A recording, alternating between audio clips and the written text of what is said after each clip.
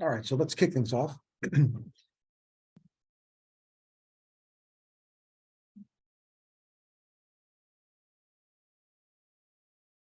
All right, we're live.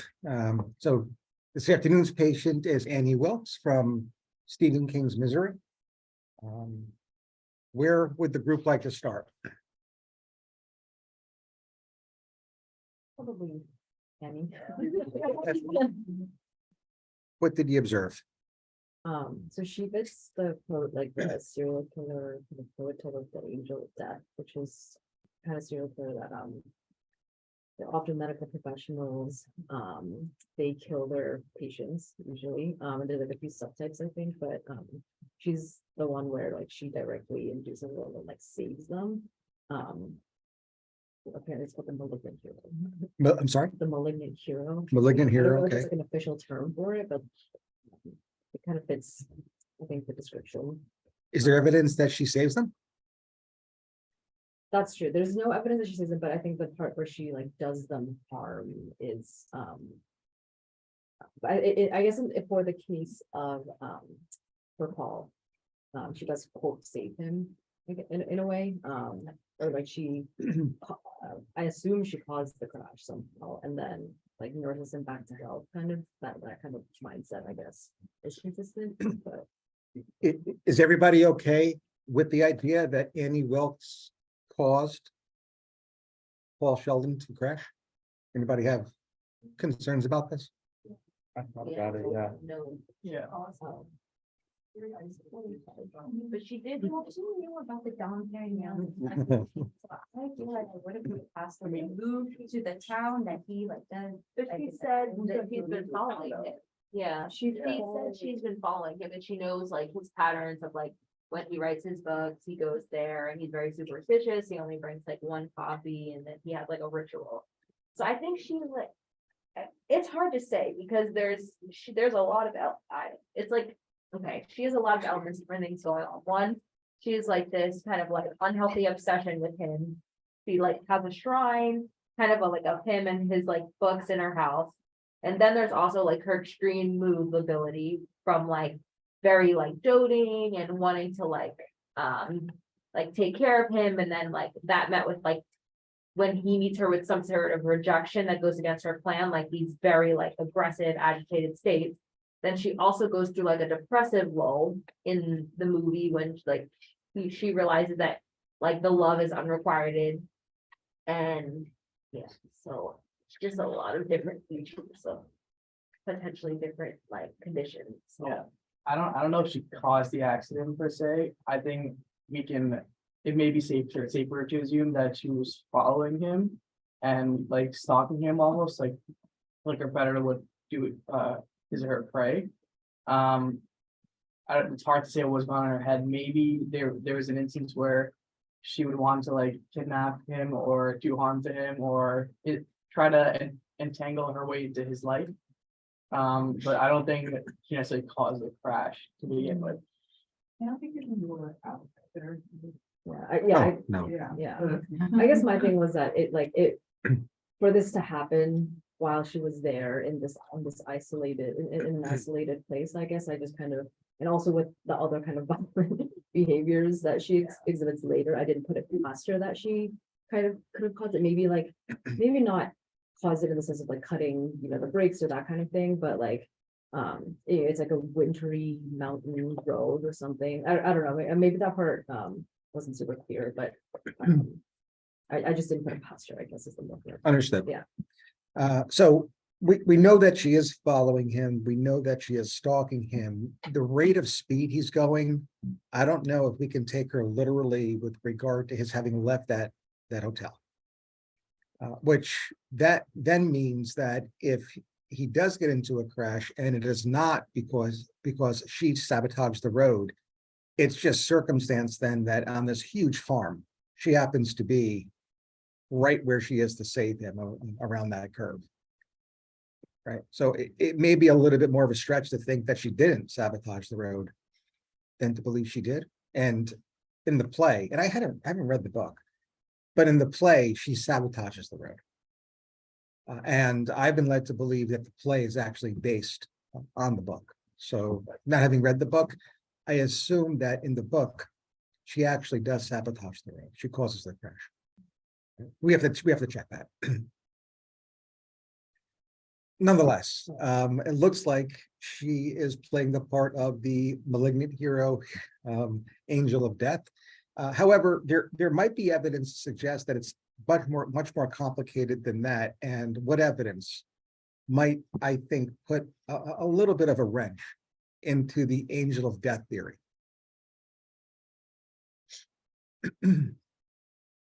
Angel of Death, often you get a sense of like.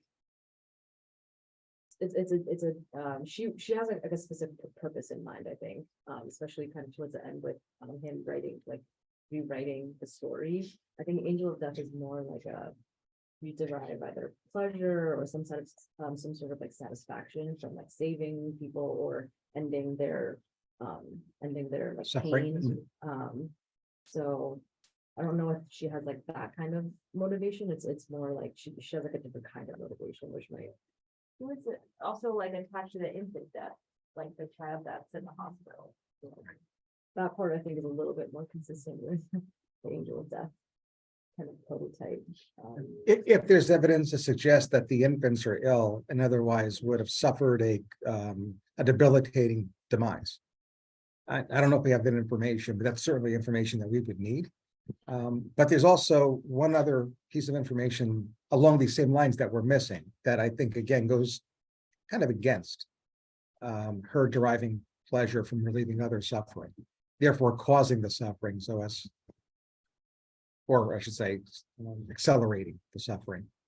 And that's the fact that wasn't she the second ranked nursing student and the first rank, number one rank happened to mysteriously die?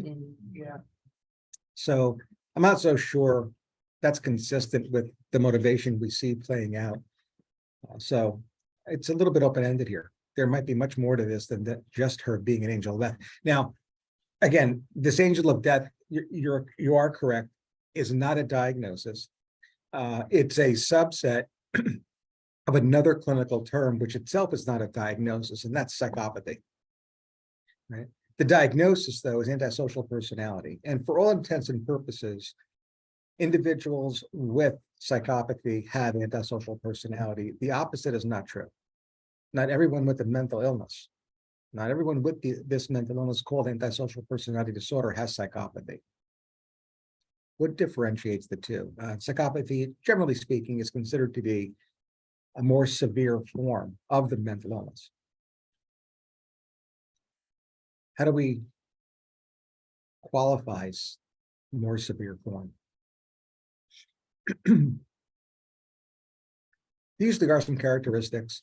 Individuals with psychopathy, and this is referencing Hare, who is considered to be the forensic psychiatrist that coined the term, or at least qualified it.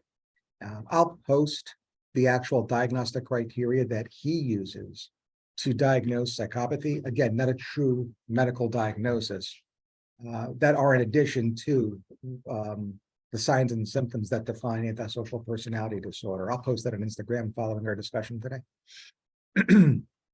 But there is a difference here, and we might have a patient, Annie, who demonstrates psychopathy, which means that she likely also demonstrates antisocial personality disorder. The rare case in which individuals with psychopathy do not have antisocial personality is when their psychopathy manifests in adulthood with no evidence of conduct disorder prior to the age of 50. Questions about these relative terms? Sociopathy or sociopath, a term even less well-defined within the field of psychiatry. Again, more times than not, used interchangeably with psychopathy. Psychopathy, there is some evidence basis. Sociopathy, no. It's more of a layman's term, Hollywood term. So we're not going to use it today. Questions about Annie's antisocial personality versus psychopathy? I guess my, like, if we do say that it's like her, I guess, behavior was consistent with like a diagnosis of antisocial personality disorder, how do we, explain like her mood symptoms? Is it like concomitant, or do you have like, I'm gonna like reframe my question so it makes sense. Is it, can you have like mood features as a result of that, or is it like something like a mood disorder that's co-occurring? I think we're looking at a co-occurring disorder. I'm not comfortable. And listen, I'm a big proponent of Occam's razor and not make things more complicated for patients, but I am uncomfortable looking at what you identified, this mood lability and others, and saying that it is well explained by the diagnosis of either antisocial personality disorder and or psychopathy. I'm not sure that rings true. All right, so that then begs the question, where with established psychopathy, where would you like to go next? In terms of Annie and our expanded differential? Want to stick with the mood component, or have you observed other things you want to discuss? I guess one kind of tie between like the mood and potential underlying antisocial disorder is, or personality disorder is, what the mood changes are in response to, because that's something I think that was very evident, is like she responds very extremely to kind of like these like perceived, they're like they're minor comments, but she perceives them as like as rejections of like her kindness or her as a person, which is more consistent with like kind of like the mood, or not maybe with, it's more consistent with like borderline personality, where you have kind of a person of affection, and your mood changes are usually directly tied to whatever is happening with your relation with that person. So it could be kind of like a connection. And that makes a ton of sense, because the borderline personality disorder is in fact a cluster B personality disorder, meaning that this condition or even traits of the condition will tend to cluster with other illnesses in the same grouping, including but not limited to antisocial personality disorder. So the mood lability and the rejection sensitivity are very consistent with, believe it or not, antisocial personality, not because it's part of the DSM definition, but because this condition tends to cluster with other conditions within that same group, including borderline personality disorder. So we may have something there.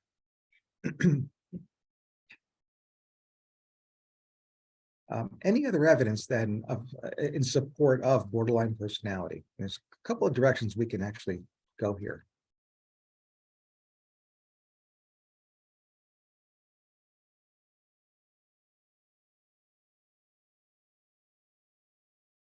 There was evidence of spelling in the movie. Is there? Yeah, I was thinking about that. Is there any evidence of splitting in this movie? I can't recall what the scene that was like, from the start, and she did that, she wrote the word. I can't recall the exact word that he said, but it was like day and night switch of like, he's like this great person, he's this great author. And then all of a sudden he's like the worst person ever. I think that was the first time like he's calling the violent side of her. Right. In addition to the rejection sensitivity, that aspect of affective instability, that rapid switching, is consistent with splitting as a defense mechanism. That is, it's theorized that splitting causes that mood lability. That is itself the finding of borderline personality disorder. It's in the DSM definition, mood reactivity. So yeah, so there is some evidence of this, but there might be even more evidence. Not necessarily of traits consistent with borderline, but something in addition to all of that. Borderline personality disorder is conceptualized to be on a continuum with other disorders. What other disorders act on a continuum with borderline because they usually share a common past history, that is third variable etiology? So what can trauma induce that would actually show itself in the DSM in addition to borderline? Louder? Post-traumatic stress disorder, absolutely. Okay. And there does seem to be some trauma. She makes some comments about her father that are kind of left very ambiguous, and would certainly be an area where a clinician or a clinician sitting in the audience would beg to know more. Okay. So PTSD borderline spectrum may also include elements of what other disorders? Eating disorder. Again, common third variable, not really evident here. I'm not really sure we have much evidence of that here. And that fourth and final is DID. Itself, not necessarily evident in misery. But I think PTSD might be. Right? Any signs and symptoms that define PTSD? We don't see her have any nightmares, and we don't see her have flashbacks. However, individuals can reliably be without any nightmares or flashbacks, but still rule in for PTSD because multiple symptoms are needed. And they're just two examples from multiple symptom sets. So little to no negative predictive value in nightmares or flashbacks. So the fact that Annie is absent, either of these, is quite frankly irrelevant. So irritability. Right. Negative affirmations, which likely play a role here. And there's others too, right? So something to consider. Any particular scene come to mind? So the question is, might Annie Wilkes be hypervigilant? It's tough to say because I think an easy answer is yes, but she's also premeditated and she's kidnapped someone and probably has even now planned to murder him. So I'm not so sure her hypervigilance is kind of in context with this plan or whether it's the result of past trauma. It's hard to say. Could you almost consider though, like I don't know if this is like a stretch, but like her obsession with him is like a form of hypervigilance because like she knows kind of like anytime he has like a new book, she had like the bookstore owner like reserve. I don't know if that's like a stretch, but it'd be like a different way that it would kind of play out. Yeah, so what you're dealing with are intrusive thoughts. And here we have to tease out one example being hypervigilance from perhaps obsession.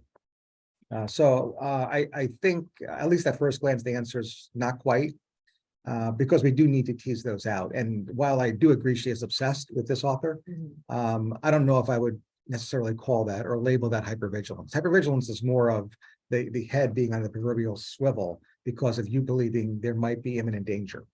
Again, largely due to an experience of past trauma.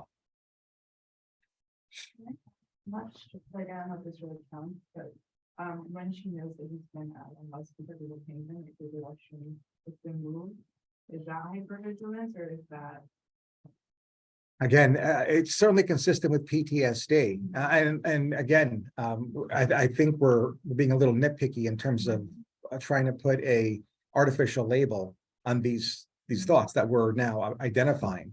The bottom line is this: likely due to a history of past trauma, we have a young Annie recognizing that her immediate environment is unsafe. And one of the ways it appears that she has then exerted and then therefore taken back control over her life, over her environment, is through these thoughts and need for orderliness, identifying that the penguin always faces due south. So, I mean, how different is that from hypervigilance when we know that whether we call it an obsession or whether we call it hypervigilance, it's anxiety that's stemming from the same place. And that's apparently early childhood trauma. So again, while I'll say no, I don't think that's necessarily hypervigilant. That's more of an obsession. What I'm basically saying is yes, because these are fabricated terms, they're artificial. We've created them to describe, and in this case, it sounds like very similar things, especially since they both originate from the same, that same third variable. The other part of her obsessive compulsive traits kind of merges with this idea of antisocial personality disorder, perhaps minus that history of conduct, therefore psychopathy, becoming a predator. I mean, predators who don't have obsessive compulsive traits usually have poor performance, but not this one. This one really had an attention to detail that made her an apex predator.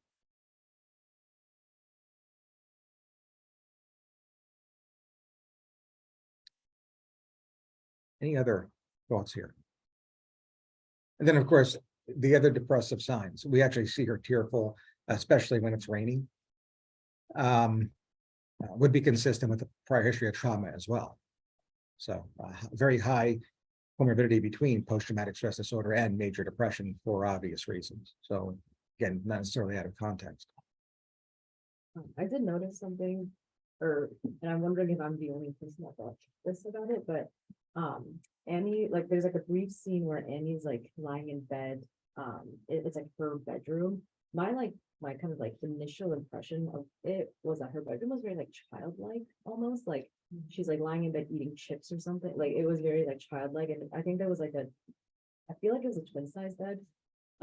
Yeah, and everything was like very close together. I feel like she was in like a smaller bedroom and he was in kind of like almost a more master style bedroom with like like a desk and these things, and her bedroom just felt smaller and a little more childlike. And I wonder if, I don't know, I'm like trying to see if anyone else kind of got that impression of like it being childlike, maybe. I think her behavior is also very childlike.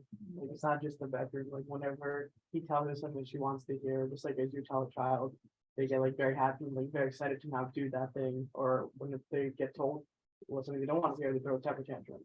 And then in this case, it's more of a dangerous temper tantrum as opposed to what a child would do. Also uses like childlike words too, like probably using Mr. Man, like stuff like that. I don't know if it's if it's like where she lives Yeah. and it's that if that's common there, or if that's just her using these like childlike sort of phrases that an adult would. Yeah. So what does all this mean to you? Is it possible that because of the trauma, she's sort of regressed in development, and that's sort of like the regression is sort of defense Yeah, mechanism? I think it's fair. Yeah. We actually see this in Aronofsky's Black Swan too, right?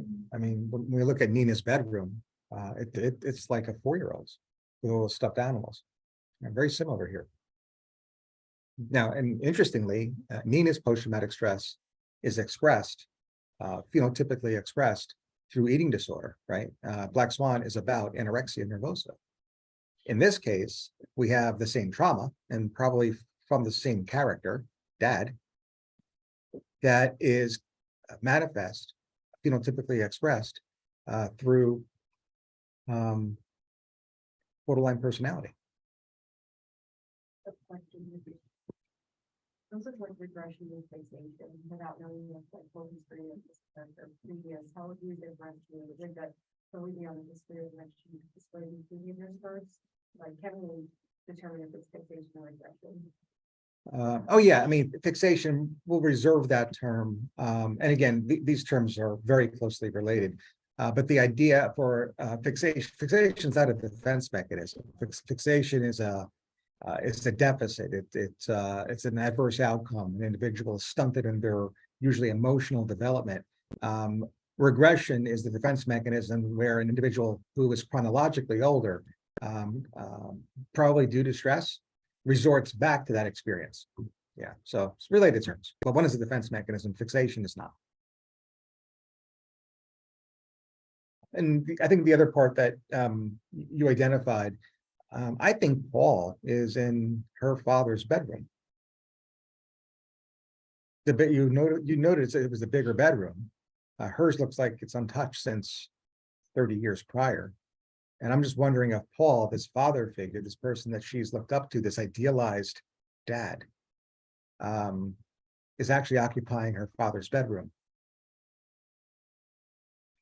So something to consider.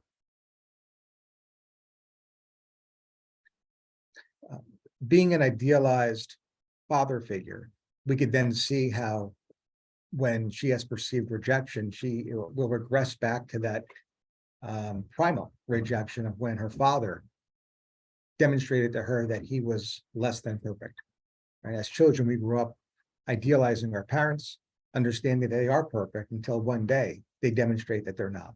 Whether it's because you call for them and they're out in another room doing 100 different things because they're multitasking and can't be omnipresent, or whether it's something much more severe, as similar to what may have happened to Annie Wilkes at the hands of her father.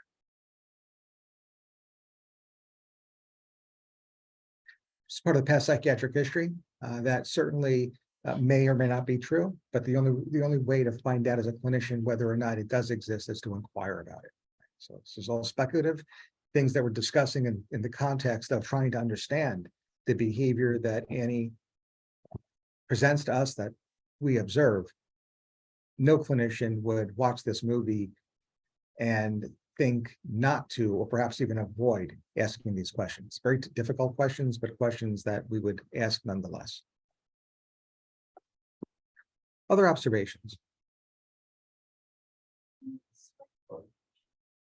Is that part of her psychopathy or is that part of her obsessive compulsive? Both.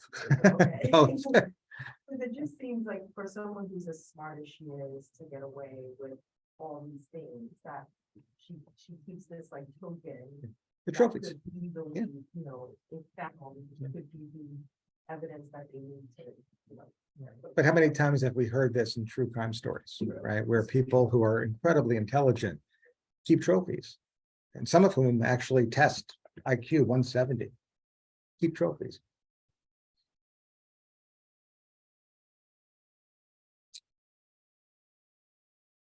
Other thoughts about Annie here?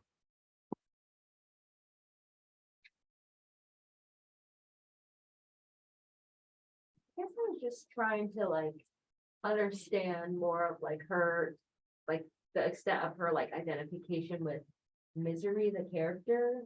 I mean, to the extent that she also like has a pig and names him for that character. Mhm. I don't know, it's just interesting because she had like an obsession with Paul to the extent that I feel like almost she would be okay with whatever he kind of does. But then when he kills Misery in the novel, that like sets her off and she's like, comes in, she's like, you dirty, whatever. And she's like very upset. And that kind of like is the point that really creates almost like a, I don't know, like a real like chasm in their like relationship. So I guess I would just, but I guess if we're considering like the father theory of her history of trauma, it would track well with that.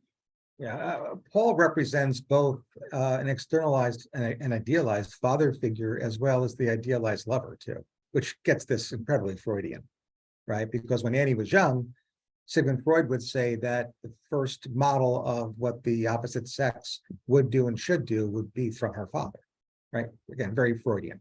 And that's resolved around 4 or 5 years of age during the phallic stage, right? That's universal. So, and we get a little bit of this, it again, is teased out a little bit better in the play, but when her father dies, she relives that abandonment, again, consistent with borderline personality disorder, with her first divorce. And she actually says that when she gets divorced, she's employed, she takes night shifts. She just basically throws herself into her work.